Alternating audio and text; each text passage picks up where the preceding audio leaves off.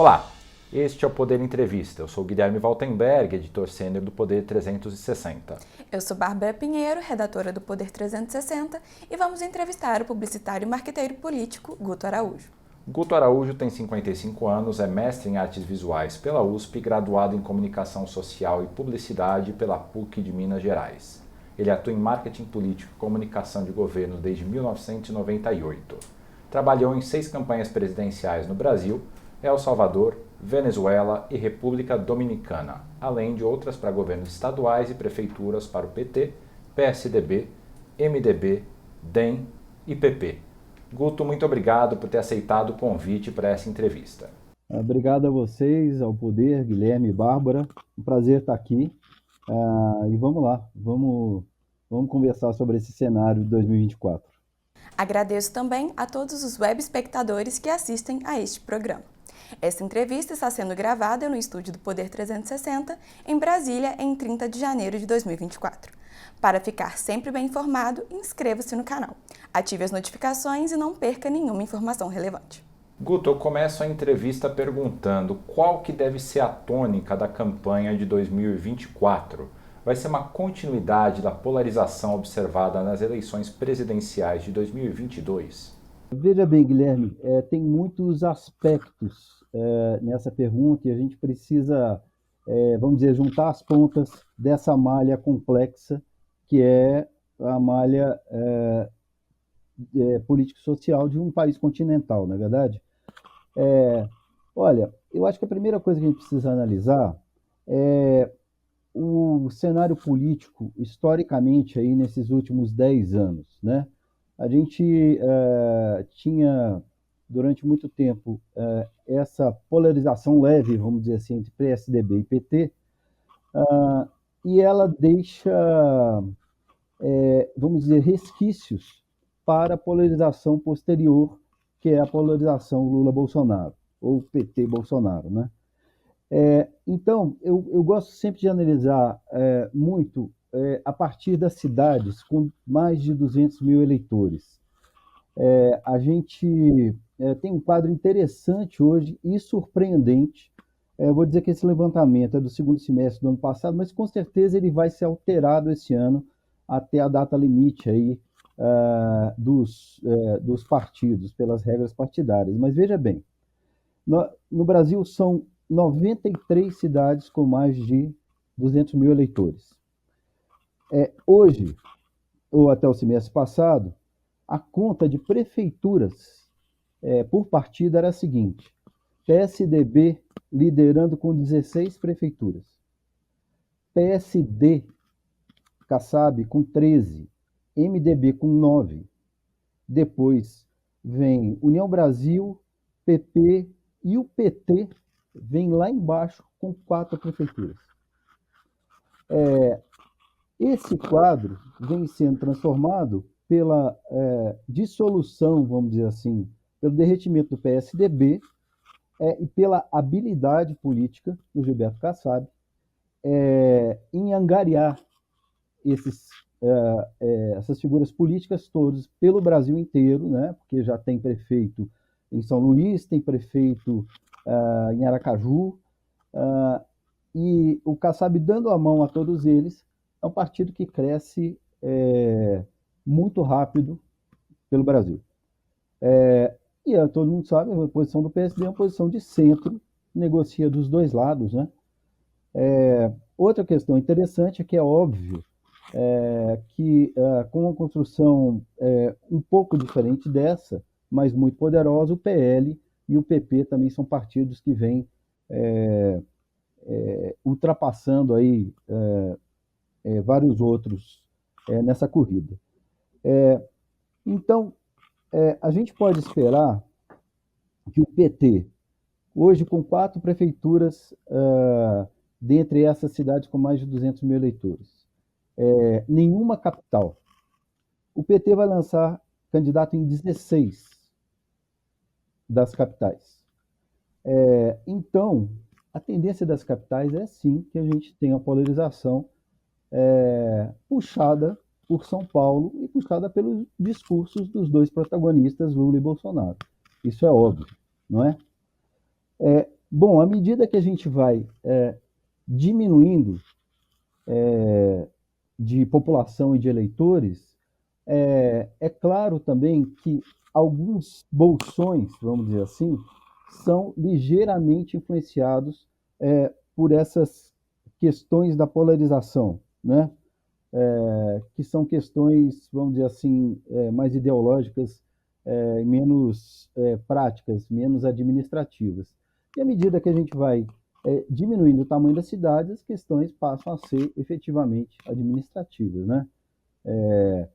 Questões como saúde, sempre a primeira, a questão de segurança já começa a chegar nas pesquisas quali que a gente está vendo, já começa a chegar forte das cidades médias e pequenas, nesses bolsões, onde você tem uma cidade satélite média com várias pequenas em volta.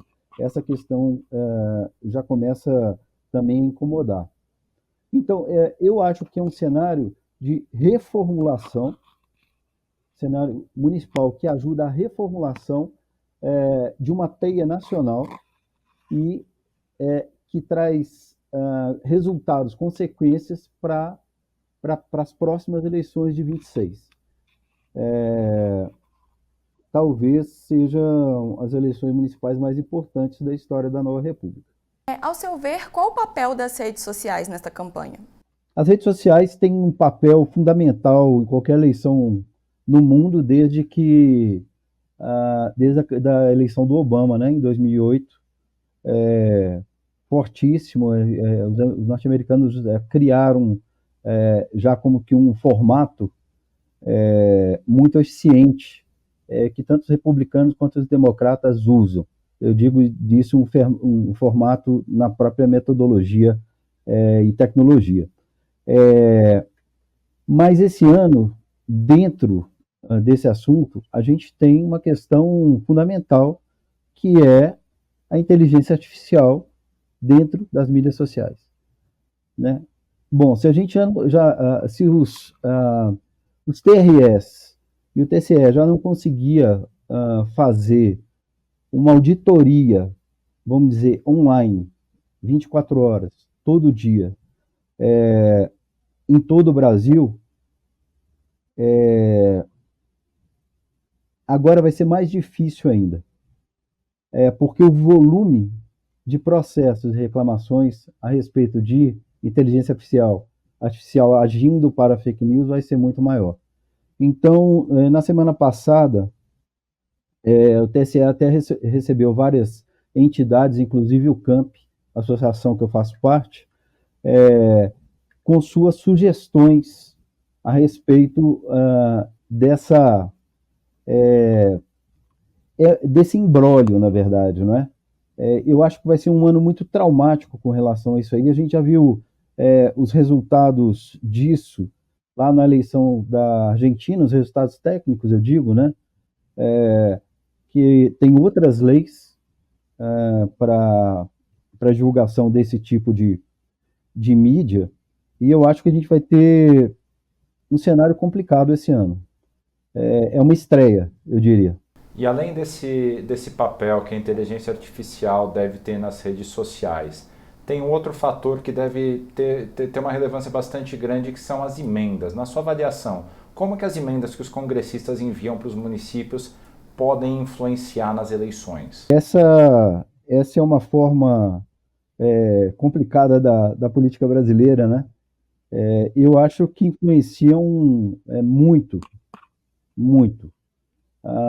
De forma que em alguns estados e municípios, principalmente os mais isolados, em que a gente não tem uma imprensa, vamos dizer assim, com um posicionamento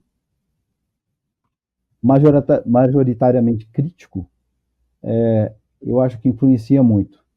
Eu acho que é um instrumento complicado, que tem que ser debatido constantemente no Brasil, numa reforma política, ou num novo modelo, mas é bastante complicado, influencia bastante mesmo. O PSD e o MDB são os partidos com maior número de prefeitos no país. O centro político terá sucesso novamente nestas eleições? Olha, veja,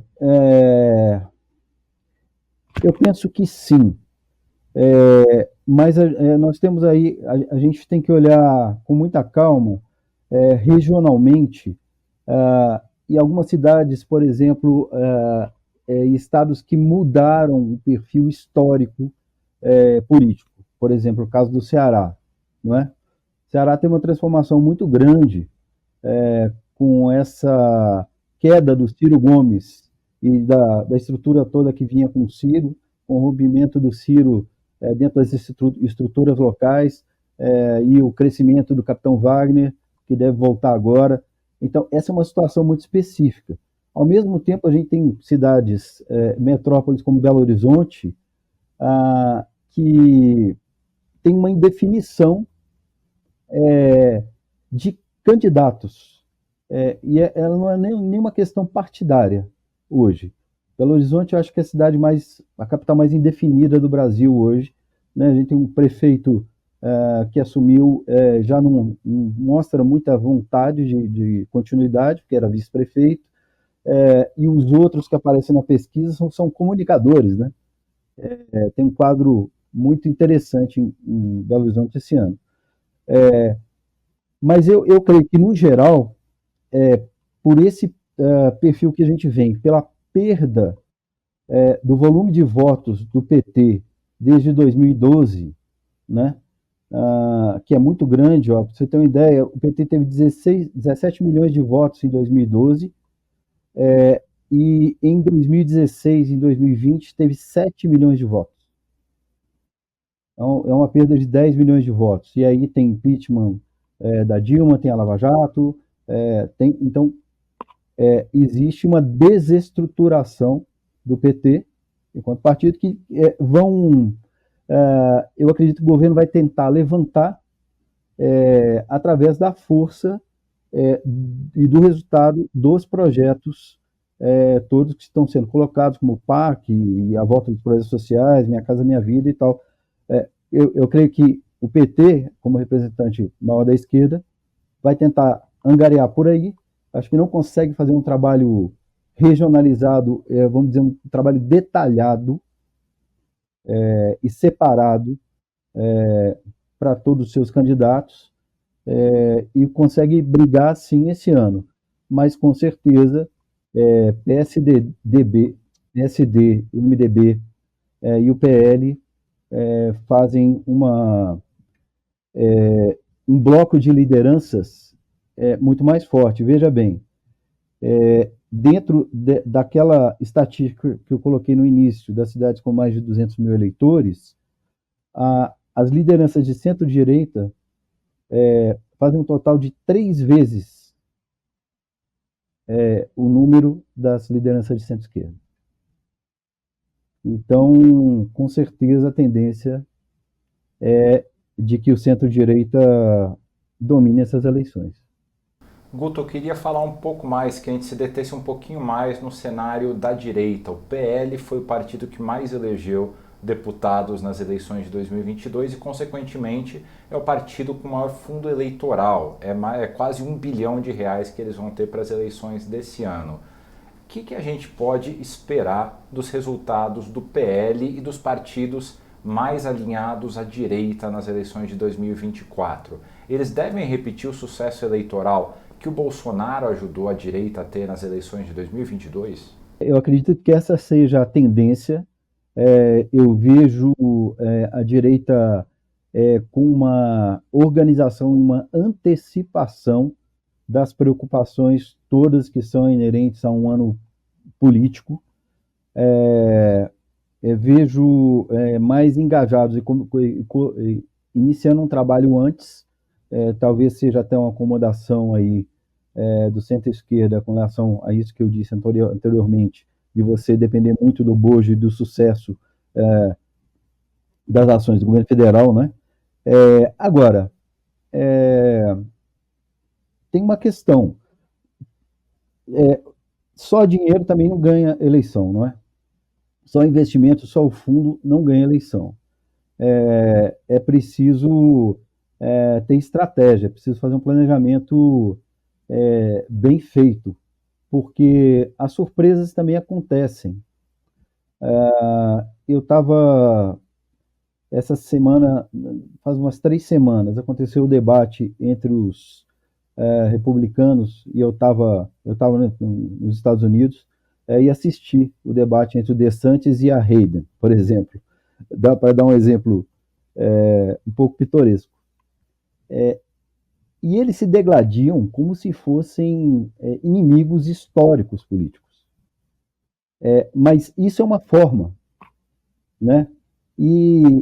Mas, em se tratando de republicanos, talvez seja uma nova fórmula de debate interno.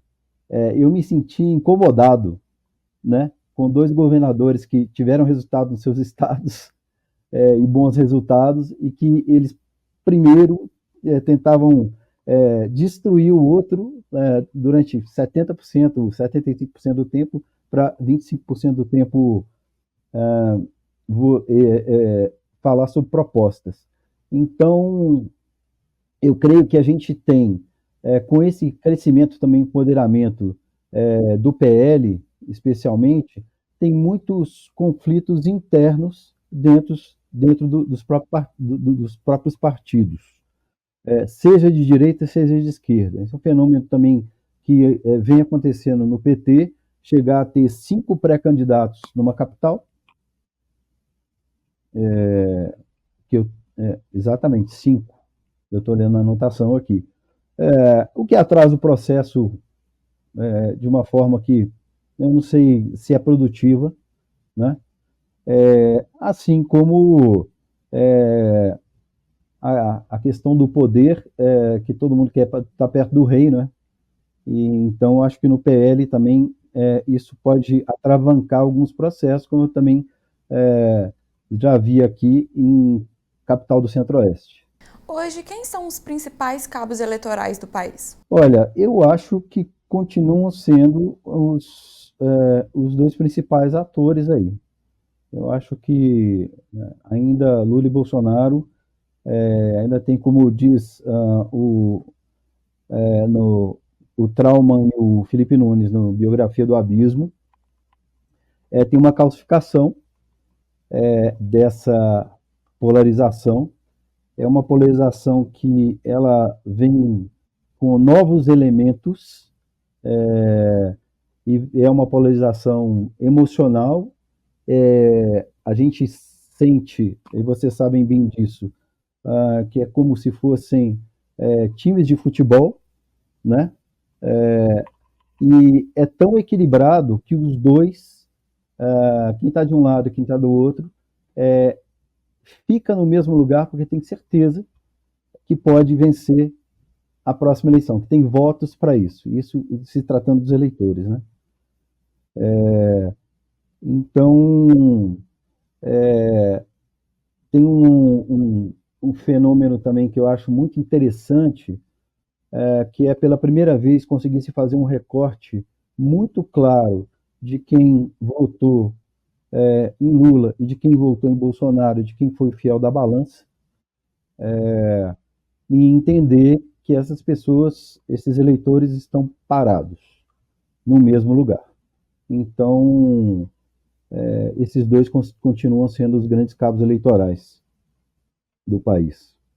E Guto, pensando nas eleições de 2026, qual que é a importância das eleições municipais deste ano para as próximas eleições presidenciais realizadas 2 anos depois? Olha, isso é muito importante, e talvez seja esse um dos grandes pesos da eleição 2024. Essa construção das novas bases nacionais, vamos dizer assim, que consolidam novos vieses específicos em cada estado, mas também que formam coalizões nacionais, tem novos alinhamentos nacionais sendo construídos. Eu acho muito importante, realmente muito importante para não só a eleição do Congresso, mas para a eleição de presidente de 26, que é uma eleição que, para mim, ela ainda está no ar. Ela é uma eleição que está em suspensa, assim, a de presidente. porque pode ser que os dois lados precisem de novidades. Como a gente está, vou citar novamente o caso norte-americano agora, de que tem dois presidentes que são considerados presidentes velhos, né? E o eleitor bastante revoltado por não ter nenhuma opção jovem, com energia, porque essa foi a tônica do Obama, né? Era o jeito dele como personagem político, era esse, de um cara jovem, com energia, e da renovação e tal, e agora não tem isso mais. Então, eu acho que a gente está passando por esse processo de transformação, e que todas as bases construídas a partir da eleição municipal, elas já servem, algumas como consolidação e outras como testes para se entender qual será a construção de 2026. Chega ao final esta edição do Poder Entrevista. Em nome do jornal digital Poder 360, eu agradeço ao publicitário Guto Araújo. Obrigado a vocês. Agradeço também a todos os web espectadores que assistiram a este programa.